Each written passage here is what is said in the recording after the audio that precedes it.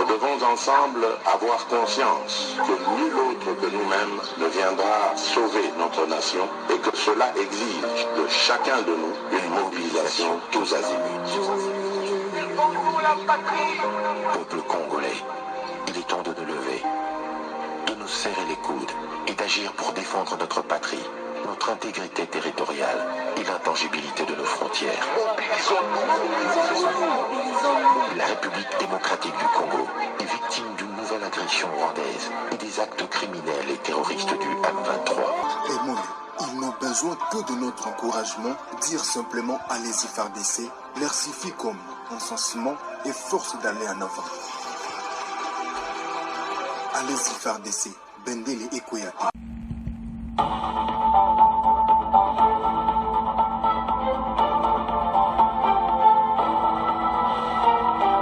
Bonsoir, bonsoir, bonjour, c'est Congo News 24. Bande Konanga, comme toujours avant de commencer notre émission, nous disons merci à Dieu.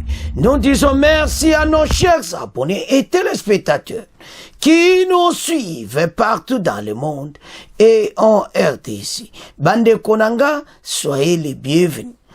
À la une, chers téléspectateurs, Oyo kakabande konanga et yindi nandenga mukete, celui qui veut la paix prépare la guerre contre le Rwanda.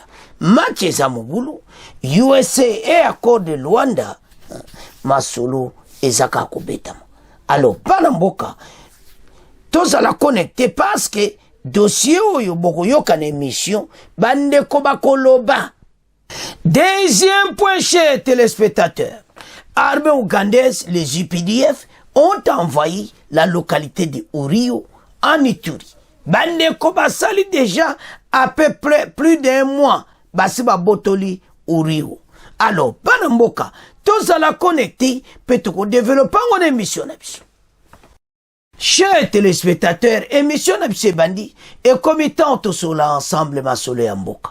Bande Kotoko Bana directement na Ovalubi. C'est lui qui veut la paix, prépare la guerre. Bokoyo kan émission, bande ko bakoloba. Balobi situation en RDC, toko tikabouiti. Parce que, tozo mona ba pays neti ba Israël, bazo bombarder mena Liban, alors pas na biso, tozo sani. Le président de la République Fachi, azo yo ki la ba Occident tout. Donc Fachi l'air moka kangalito ya ba Occident, er moka joba décision makasi. Alors, bandeko banamboka ba ekolo, bandeko parfois il faut toyoka ka o bandeko bazoloba. Banamboka bazana souci mboka. Bazo mona mokonzi aza trop bon, ba moni keko zala boiti. Alors, ba musu pe ba lobi boy. Ba lobi mboka na biso bitumba oyo en tout cas et ça déjà na ba problème. Pourquoi? Parce que yemo comme MONUSCO loba que comment ba M23 armée rwandaise bazana ba arme makasi koleka biso. Comment ces rebelles soi-disant rebelles ils ba armée rwandaise bazana ba arme makasi koleka biso. C'est parce que ezali bangote eza armée rwandaise azana ba arme makasi yangwana ozomona bazo tia onga AFC onga IP onga buena boy talabande ko batwana nyonso se cache derrière Kagame. Kagame Occident pese ba arme makasi bango baza bato ba pesa ba arme. Comment se fait-il que Occident bazo pese ba arme et biso ba pese bisote? Vous comprendre? La situation que nous vivons maintenant est au senga kaka fatia joka décision. Et inda kaka soki combien de passes de lembi. Bandeko Soto tala makambo, vous comprendre que ces pays, nous avons tout. Et tous ces gens, il faut tout élément. Notre pays est envoyé parce qu'il y a la richesse. Toujours chaque fois, plusieurs fois, l'émission passée, les voix s'élèvent pour la guerre. Lélo, c'est lui qui veut la guerre, c'est lui qui veut la paix, prépare la guerre. Nous allons continuer à décision. Parce que ces peuples-là d'Ituri, ces peuples-là de Nord Kivu, ces peuples-là Kuna, babandi kolemba. patience ya gouvernement. Bandeko, l'armée rwandaise, eza nango, tolo banini, et mondoko condamné Kagame, Kagame a envoyé spécial. Bamindele onde, yango tina bazwe sa mokonza mboka, atia ko yokela ba américain. Ba américain oyo baza batu mabe. Parce que bango batiki tant ti. Pourquoi basala ki cesser le feu au télé na baboto le territoire? Plusieurs territoires les na maboka banguna, bino boye ko imposer trêve, cesser le feu et tout ça. Et puis bozolo ba ke guerre jamais bitombe ko ozala. Mais parce que boza ko appuyer Kagame. Aïba va minere soko koki après bolu bon guerre ici et kometa non bana mike bazate ba saka ba envahi ba sali makamna bon ba kosi biso trop yangonde comment alobaki au moins ba pays musu pe eko sala la même chose. Au moment où je vous parle dans cette émission, la localité de Uriu en Ituri dans le territoire de Mayagi est envahi par l'armée ougandaise. Mais toujours un apprendre. Matcheza Mobulu.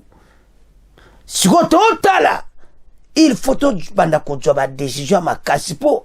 Bamoussou pe bakolanda. Le pays est tellement riche, tout le monde veut en profiter de notre richesse. Comme ça, bisoto tika la pauvre. Son hôtel la jeune congolais dans les rues de Kinshasa. Ces jeunes ont besoin de quelque chose, mais pays est en passé. Baka et bela ma beza na mboka na biso.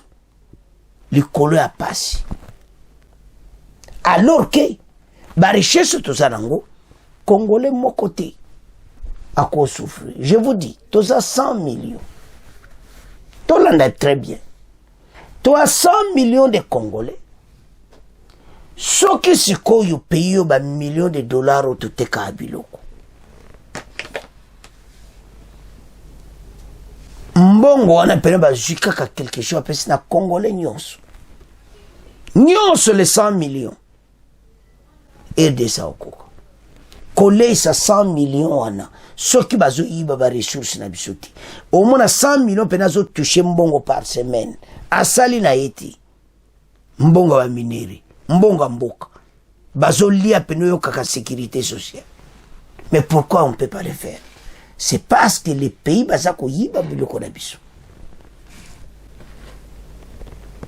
Yango tozolo ba ke ba konze kometa bazo ba décision. Donc trop c'est trop. Totanga.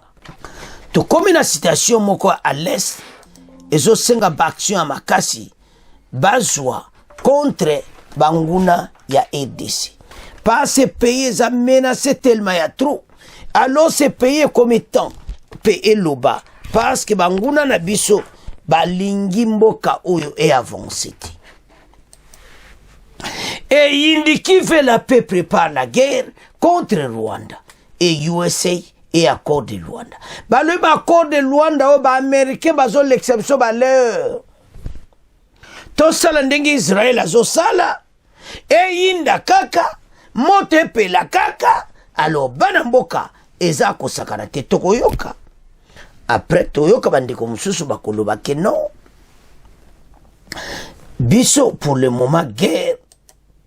Tozo sepela na muti. Donc toza divisé.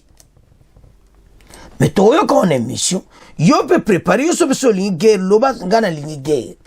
Donc, bon, peut ça va commenter, pas situation to zanango. L'air bande ko bazo loba, bino pi bo pesa ya bino. Parce que to zana besoin pays oyo.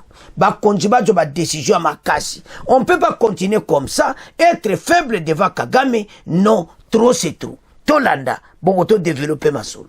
Vous savez, il y a l'adage qui dit qui veut la paix, prépare la guerre. Il y a ce qu'on appelle l'économie de guerre. Vous ne pouvez pas dire que notre pays n'a pas des infrastructures où il faut créer d'abord pour pouvoir favoriser, je ne sais pas, avant de fermer la frontière. Le problème n'est pas là. Quand le vôtre meurt, votre population est en train de mourir, la guerre demande toujours des sacrifices. La responsabilité d'État amène l'homme d'État à prendre des décisions, quelquefois pénibles, mais pour pouvoir éradiquer ce qui fait mal et trouver des solutions pour mettre le pays sur la bonne voie. C'est de ça qu'il s'agit. C'est comme ça que je parlais d'une responsabilité politique. Ça fait mal, bien sûr, la guerre, parce que personne n'aime la guerre. Personne n'aime. Mais quand on est comme ça agressé, vous n'avez pas d'autre choix. Quand vous voulez vous faire entendre et accepter, vous n'avez pas d'autre choix que de prendre aussi des mesures qui puissent être conséquentes. C'est de ça qu'il s'agit. Alors, dire qu'on ne peut pas parler du développement, il y a des choses. Pendant qu'on est en guerre, nous avons des pays qui sont en guerre comme l'Ukraine. L'Est de l'Ukraine, non, l'Ouest de l'Ukraine est confronté à la guerre vis-à-vis de la Russie. Mais de l'autre côté du reste de l'Ukraine, la vie continue, le développement continue. Je voudrais vous dire une chose. Quand à longueur de journée nous entendons ici 200 millions de dollars lapidés, 400 millions de dollars partis, 50 millions détournés, 15, ça va où ces montants-là? Même dans des pays qui ont des budgets de 1000 milliards de dollars, jamais les hommes politiques détournent autant. Mais ces millions-là, quand vous faites la sommation, qui se résume en des milliards, mais c'est de quoi construire ces barrages dont on a besoin. C'est de quoi réaliser des choses pour pouvoir répondre aux problèmes qui se passent là à l'Est. Donc le vrai problème, comme je l'ai déjà dit, c'est un problème de volonté politique et de responsabilité politique. On doit savoir pourquoi on est au pouvoir et qu'est-ce qu'on doit faire quand on est au pouvoir. On ne doit pas se cacher derrière des propos qui puissent faire plaisir. Non, parce que ce sont des décisions responsables à prendre et il faut les prendre quand il le faut. Quand il le faut. Et c'est comme moi je dis, la réponse, je pense à votre question, je l'ai dit, on peut être membre là-bas, mais tant qu'on restera faible, ça ne nous apportera pas grand-chose. Ça ne nous apportera pas grand-chose. Ça, ce sont des demandes pour la consommation. Alors, lorsque vous dites tant qu'on restera faible, c'est-à-dire quoi? Faustin, quoi? Mais la faiblesse, nous sommes dans un pouvoir, avec un pouvoir faible. Nous sommes dans un pays faible qui ne fait pas entendre sa voix au niveau international. Ndeko penza lobby, mais tu peux développer après. Toyo canal sur Ndeko Oyo. Réaction. Il est vrai qu'aujourd'hui, il faudrait réintégrer le système des Nations Unies au plus haut niveau et ainsi avoir l'occasion de présenter la situation réelle du pays à chaque instant et à chaque moment. Parce que au-delà de ce qui se passe, la RDC se place où dans la stratégie économique et la géopolitique mondiale. Il y a l'Ukraine, il y a Israël, il y a la RDC. Est-ce qu'on va se préoccuper de la RDC de la même façon que l'Ukraine ou bien d'Israël? Vous n'avez qu'à voir combien de milliards en dons, en armement, en conseil, en stratégie sont accordés à l'Ukraine. Ce n'est pas la même chose que la RDC. L'Ukraine peut continuer à faire la guerre parce qu'elle reçoit 100 milliards chaque 3 mois, chaque 6 mois. Mais la RDC doit puiser dans son budget, qui est difficilement de 10 milliards. Nous faisons la guerre avec quoi? Mais de deux, nous avons cet embargo qui ne dit pas mot. On vous dit que vous pouvez acheter les armes alors que tous les pays producteurs d'armes ne vous les vendent pas. Vous faites la guerre avec quelles munitions, avec quel armement? Le secrétaire général des Nations Unies l'a déclaré sur notre territoire que le M23 est mieux équipé que l'armée rwandaise, que les troupes des Nations Unies. Donc les forces armées congolaises ne peuvent pas gagner la guerre. Mais écoutez, quand les militaires congolais ont une arme qui ne peut avoir d'effet que s'ils sont à 500 mètres de l'ennemi, alors que l'ennemi tire avec précision à 2000 mètres. Comment vous faites cette guerre? L'ennemi sait vous abattre à 2000 mètres, alors que vous, les munitions que l'on vous permet d'avoir, vous ne pouvez être qu'à 500 mètres. Mais vous êtes déjà dans la ligne et dans le champ de tir de l'ennemi. Et ça, le secrétaire général des Nations Unies nous l'a dit sur notre territoire.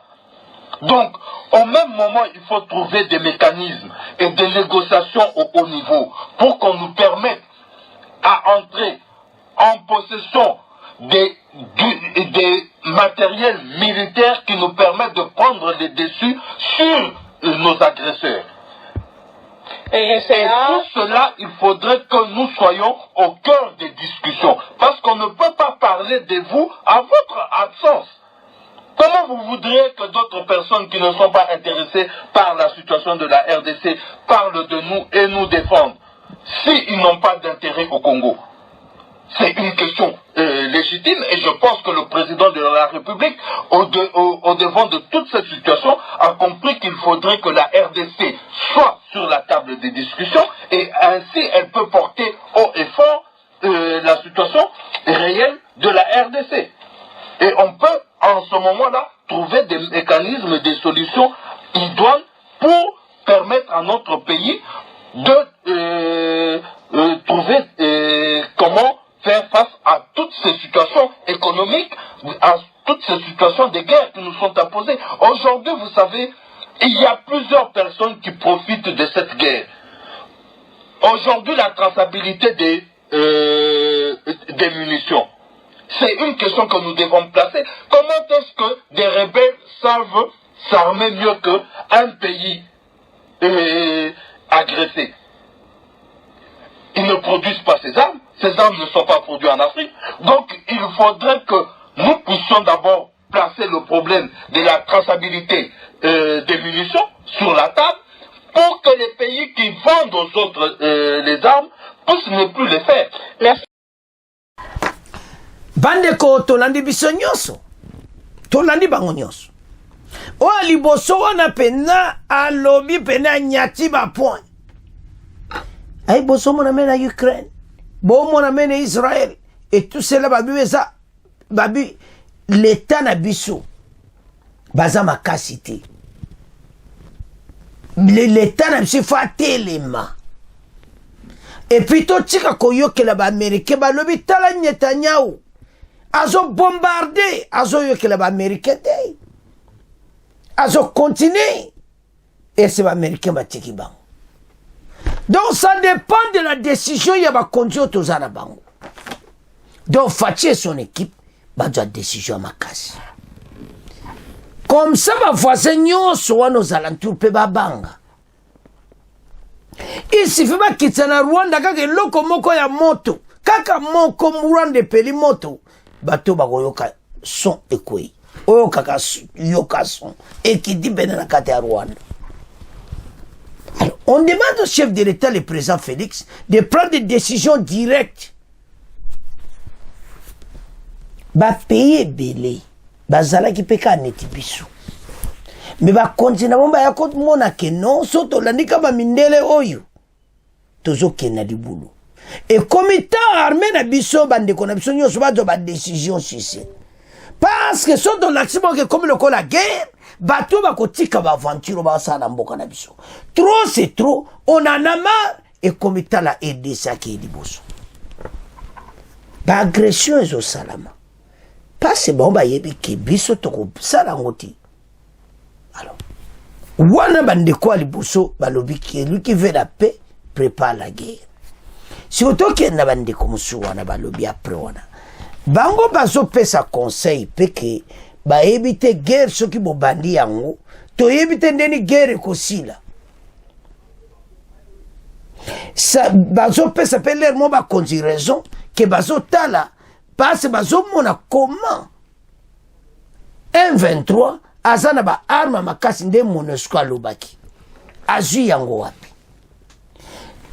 Donc c'est-à-dire j'ai mon cousin à Simon peut-être condamné ba konzi peut-être ba mone que oh ba mindelo ba pesi kagamba minduki ya makasi siko biso futo lukape ya makasi andingwana ba biso to so bundane ennemi na ba armo yo zo suka na quelques mètres ennemi azo na ba kano ya makasi yo ba américain ba pesi bango. Il faut pas vérifier. Yango ba lobi na ba psola ni ba ndekwa mso il faut biso facha senga kaza na siège à Nations Unies et pas ba kataka aider ça zalawana. Bah c'est biso ça payer solution. Payer ba problème yo se zoleka. Mais maintenant candidature au fachi et comme il a problème pas c'est belle ba o se pe na ngoti. Mais ba sengi aider ça zalawana. Mais ce pays arrivé peut de jeunes à conseil de sécurité. Mais Kagame a zoté les médailles. Kagame olingate fa RDC comme na kata ya conseil de ya ONU. Ya ba pays autres place ba zoka ba décision. Mais Facha qui son était apesi candidature na yi. Le 15 octobre ko voter na oya Genève, il y a droit de l'homme. Alors ba pays wana mususu bazo sepelati. Pourquoi? C'est parce que pra ba ba décision, il y a une place ba otika biso na kati ya be perdement.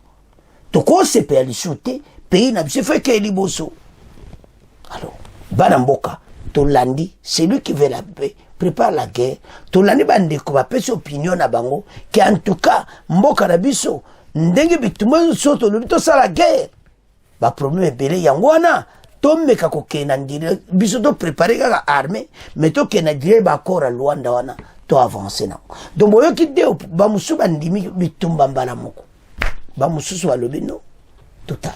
Alors, to comment tika ngona bino boyo ki be intervenant mi balé pesa commentaire na yo banamboka. Alors, to comment kena deuxième partie. Nouvelle koi. Ezo sala pasi pe mawa. La localité de Oru, en Ituri, na territoire Mayagi, est envahie par l'armée ougandaise. Et puis, bazo sa peuple qui monte me akoloba, qui biso tozawa. Ba obomayo. Donc, du peuple pas en otage, bazo yibo a minéré na bango, ba lex biloko na bomba. Ah, ça me l'engaille. Par contre, et le l'homme s'est venu puis a commencé à la bon, c'est parce que Kagame a sali, biso nan to beti biloko a mototé. Parce que mon ambition faible. Ce qui va mon ambition faible était, mbele tala sikou. Ouganda pe abotoli ya yesiti. Ouganda pe agression. Et comme agression rwandaise, agression ougandaise. Les bazaolo bake Ouganda abandonne na simanda ku kalamena bimisi polele. Mais entre-temps, c'est la même armée ougandaise bazako bengana na Mombasa na ba cité mususu na Ituri. Après, bah, qu'on envahir notre cité, ils appellent la frontière là-bas. Alors, quand on voit tout ça, et puis, bah, ça là-bas, on va vendre faire des ayanoki na Oruyo, bah, qui ne connaît pas bateau, bah, bima. Bah, ça déjà plusieurs semaines, donc plus d'un mois, bah, botoli déjà côté wana, bah, zo piller, bah, minéré, bah, zo timola, bah, salo, bah, lingi. Bah, bah, yena, bah, tracteur, na bango, bah, blo, na bango, bah, zo timola, bah, minéré, et comme mboka na bango. Pourquoi? C'est parce qu'on n'a pas pris de décision contre Kagame. Il y a makasi. Il y a un monde qui s'est venu par le mengape au mekoma. Batanga angatikana kotakana masolo. Nakata masolo, Museveni, nakata Uruyo, na Ituri, et comme territoire naï. Match za mobulu. Société civile, bengi armé mbangwa ya. Voilà ce qui se passe. Banamboka, tous un problème sérieux. Yango fubo bouto bongsa armée makasi. Yanga so la tali makambo nyos no condamné gouvernement. Ba bano bongsa armée. Mais les autres là bazala ki wapi. PPRD FCC bozala ki wapi mboke komatina niveau uyu. Eza pasi pe mawabino bata FCC. Vous avez dirigé ce pays pendant 20 ans. Il n'y a même pas une armée conventionnelle où il tellement devant l'armée à voisin. Juste à ce que le président Félix Aye, loi programmation militaire, to bandeli kotonga mboka. Yango l'air moment où condamné Fachi, et mobotali azobunda. Akuti pays n'état mabi. Mais toko comment? Total. Ce n'est pas possible parce que comment armée ougandaise, les EPDF ont envahi la localité de Ouriou, en Ituri. Depuis plusieurs semaines, l'armée ougandaise occupe illégalement la localité de Ouriou, une entité située dans les territoires de Mayagi, en Ituri. C'est ce qu'a déclaré le président de la société civile de Mayagi mardi 24 septembre après sa rencontre avec le vice-ministre de la Défense à Mayagi. D'après Démocratias Utaga, porte-parole de la société civile, des éléments Bandeko, les éléments UPDF, les miliciens Kodeko occupent aussi 3 groupements à Mokambo. Donc, son azota la Bandeko, ezo salamawa. Donc, au moins a clairement été bateau ba yiko envoyé bisomboka. Tout élément. Parce que, ezamao. Ok. Et war, Palara, les IPDF ont envahi la localité de Oriou. Et quiconque ose dire seulement qu'ils sont au Congo sera marqué. Le développement socio-économique est par terre, a-t-il indiqué. Alors, bandeko tano tala makambo yo. Tano tala mboka na biso. C'est difficile, hein? Mais tu comprends que makambo to vivre le lot. Lobby aussi là. Donc, eza mawa pour nouvelle koi lelo. Donc, bazawana banda kala. Alors, bayaki kokutana le date oyanga no lubaka gouvernement na biso. So talibien mardi oyo utoleka. Ya semaine okaka le 24 oyo kuna ayeko kutana na vice-ministre à défense à Mayagi. A lobby na ye que armée ougandaise bazana oyo. Et puis baza koyebsa ba Congolais que mutame goloba ke biso to zawa. Et c'est mort. Société économique doit partir. À tout moment, on s'attend au pire. Soit on vient vous violer, piller, saccager, brûler des maisons, a poursuivi Démocratias Utaga. Donc, c'est-à-dire, on peut baser ADF. Cependant, l'Ouganda est accusé d'occuper illégalement des entités congolaises, alors que dans la région de Beni, Lubero, Nord Kivu, Irumu et Mambasa, Ituri, travaille aux côtés des FARDC dans la lutte contre les terroristes islamiques ADF. Ce qu'on IPD FARDC contre ADF, on faut en assure. Et ça va aventure. Et ça va aventure. Bah, conditant tout ce bon dénoncer Ouganda. T'as le loyo. À mon équipe, tike yoana ba tank naï, na batu naï, ba koti na bango, na katia Oriou. Et puis, bah, sa population qui sont au le bakebiso de za awa, beaucoup de monde. Et puis, bah, et puis, bah, piller, bah, violer. Ce que nous vivons à RDC, ça mawa. Et maintenant, il y a Museveni à Koloba Nini. À Koloba Nini n'est pas fachi. Bah, avantiro yo, bah, konzi toko linga lisuma kambo te, et zo pesanga kolera mabe, to développer ma solo. C'est trop!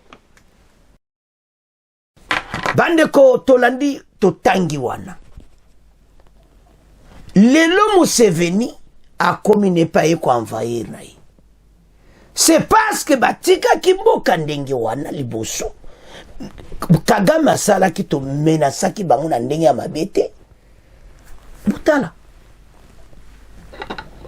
Et puis, ba yepe ba violer, ba piller, ba yepe ba sali ba lingi. Bazo tumbana banda ko mutuka ndenge nzamenanga. Et puis bazo sa population que sobolo ke biso to zawa. Bomo ye sa FARDC ke biso to zawa. Et sili nayo. Do babomio. Peuple do paralyser peuple a otekati. Do pendant et moi peuple azo bimate mawatu. FARDC bozawapi.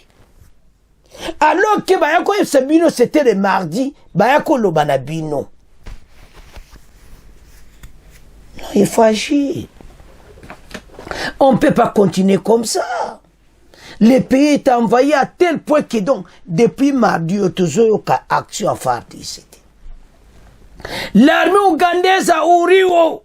Bon partager.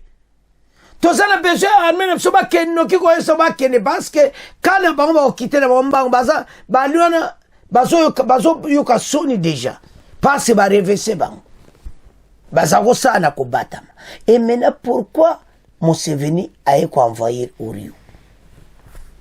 Ba ko timona ba oh ba do on nyos to sakadango. Et puis bazo partager côté wana na ville mususu oyo kodeko bazali localité mususu. Donc tous ces films situation a aidé c'est quoi l'air mon la film. Donc nazo comprendre tes gouvernements. Bozo tia peuple congolais wapi. Il faut agir le plus tôt possible bazala wana lisusu te. Et ils ont fait plusieurs semaines, c'est-à-dire plus d'un mois. Localité Orio, Ezana Maboko ya IPDF, armée ougandaise. Mais entre-temps, bah, ça va aventure na bango. Bazo kenina ADF, ça va aventure.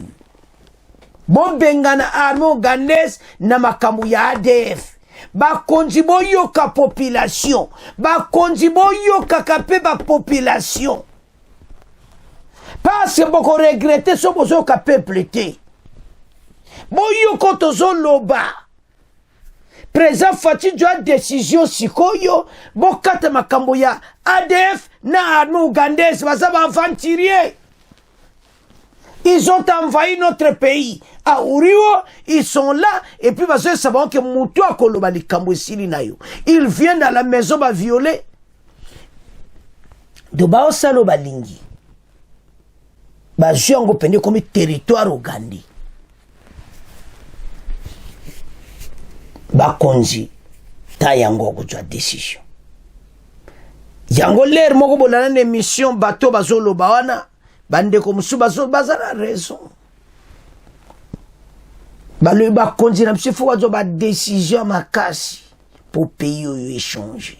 Fati fa changer système à gouvernance. Gouvernance mongo za kopena ko ba décision zo soit batu.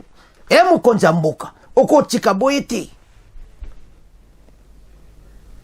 Tu as vu que pays ça trahit partout même à l'intérieur et à l'extérieur. Mais décision na yo à makasi et ko bang ça les autres voisins. On ne peut pas continuer comme ça.